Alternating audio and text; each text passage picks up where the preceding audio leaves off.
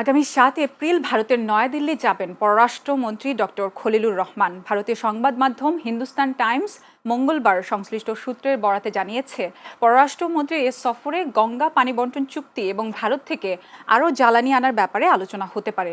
বাংলাদেশ মধ্যপ্রাচ্য থেকে জ্বালানি আনলেও যুদ্ধের কারণে এতে বিঘ্ন ঘটেছে, ফলে ভারত থেকে আরও জ্বালানি আনার পরিকল্পনা হচ্ছে।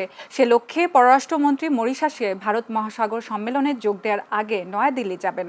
নাম প্রকাশ না করার শর্তে ভারতীয় সূত্রগুলো জানিয়েছেন, বাংলাদেশের পররাষ্ট্রমন্ত্রী, ভারতের পররাষ্ট্রমন্ত্রী এস জয়শঙ্কর, জাতীয় নিরাপত্তা উপদেষ্টা অজিত দোভাল এবং বাণিজ্য মন্ত্রী পীযূষ গোয়ালের সঙ্গে আগামী ৮ এপ্রিল বৈঠক করবেন।